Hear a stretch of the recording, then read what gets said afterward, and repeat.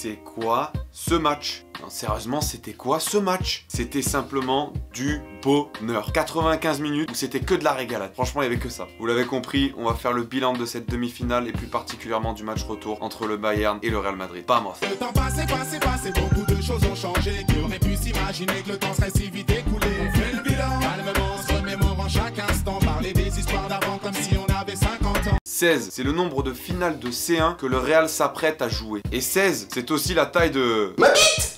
Plus sérieusement, le Real Madrid va jouer sa 16e finale de C1 et sa 3e consécutive. Je sais pas si vous vous rendez compte de l'exploit du truc. Déjà qu'il n'y avait jamais 2 équipes qui l'avaient remporté d'affilée. Et là, ils vont jouer une 3e finale pour peut-être en gagner une 3e d'affilée, les gonzes. Sérieusement, c'est quoi cette équipe? En championnat, les mecs, ils sont 0. Et puis en Champions League, les mecs, c'est des guerriers et ils démontent tout le monde. Et t'en as qui arrivent à dire, ouais, mais si on leur donnait la Coupe d'Europe d'entrée de jeu, ça serait plus simple.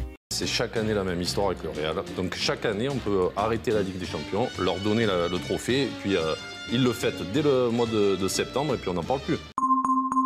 Une menace a été détectée. Et puis t'en as qui disent, ouais mais ils en ont gagné 5 il y a 60 ans et il y avait que 3 équipes. Bon, après j'avoue que là à l'époque, ils avaient plus l'habitude de jouer contre des chèvres. Chèvres. On me rappelle quelque chose. C'est sûr qu'après cette demi-finale aller, le Real semblait dans une position très confortable pour arriver en finale. Dans un premier temps parce qu'ils avaient gagné 2-1 à l'aller à Munich, donc ils avaient marqué 2 buts à l'extérieur. Deuxièmement parce qu'ils jouaient le retour chez eux à Bernabeu. Et troisièmement car en face, vous aviez une équipe du Bayern Munich qui était diminuée. Quand je dis diminuée, c'était notamment via les blessures. Vous en aviez certains qui étaient de longue date, comme Neuer ou Coman, mais vous en aviez d'autres qui étaient plus récentes, comme Vidal ou Boateng. Boateng. Ça me dit encore quelque chose ça, non?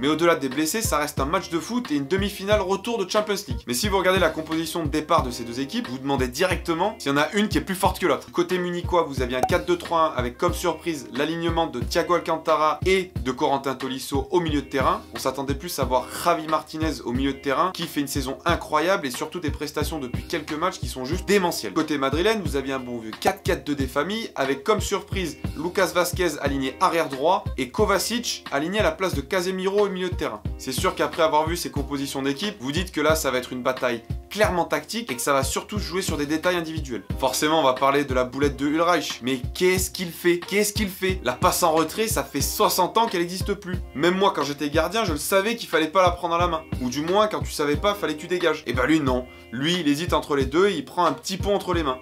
Après voilà, je pense que la grosse différence entre le Real et le Bayern, ça s'est joué au niveau des attaquants et au niveau des gardiens. C'est simple, du côté Real Madrid, vous avez Karim Benzema qui vous met un doublé, Cristiano Ronaldo qui fait un travail défensif incroyable jusqu'à la 96e minute, et Navas qui vous sort des parades venues de l'espace, comparaison avec le Bayern. Vous avez Ulreich, voilà, on va faire de schéma, mais vous avez aussi Müller et Lewandowski. Franchement, j'avais l'impression qu'ils étaient même pas sur la feuille de match, tellement je les ai pas vus. Oh, c'était des Casper les mecs.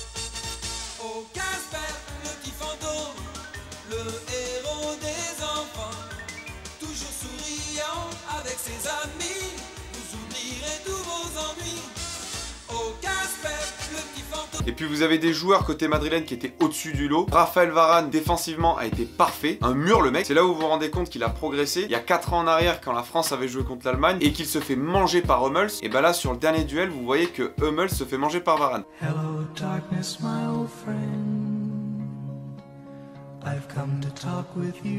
Vous avez Fabrice Eboué qui lui est toujours bon, il a encore fait une passe décisive aujourd'hui. Le mec sait absolument tout faire. On a l'impression qu'il joue au City le mec, sérieux. Et là sur ce point, qu'on ne vienne pas me contredire, mais Marcelo à ce poste là, c'est clairement le meilleur du monde. Et ce qui est dommage, c'est que le Bayern a affiché une solidité pendant tout le match, notamment via leur milieu de terrain composé de Thiago, Rames ou encore Tolisso. Bref, on pourrait passer des heures à débattre et analyser ce match et cette demi-finale en général, mais il faut tout simplement avouer que cette double confrontation Bayern-Madrid, elle est juste abusée. Après voilà, je suis très curieux de savoir si Liverpool ou la Roma va se qualifier et ce qu'il va se passer en finale. Est-ce que le Real est capable de gagner une finale 3 fois d'affilée?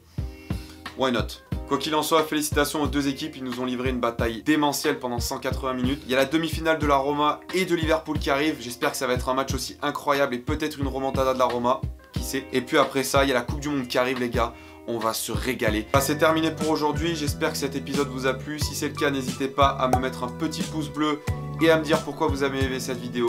Si ce n'est pas le cas en revanche, un dislike et votre critique en commentaire, ça me permettra de la prendre en compte et de m'améliorer pour les prochaines vidéos. Comme toujours, n'oubliez pas de vous abonner à la chaîne de Dr Footix. Une vidéo de foot par semaine, on va continuer dans ce rythme-là. Et je vous laisse en description mon Facebook, mon Twitter et mon Instagram pour qu'on puisse échanger sur les réseaux sociaux. Moi, je vous dis à la prochaine. N'oubliez pas, la footixerie n'est jamais finie. Ciao!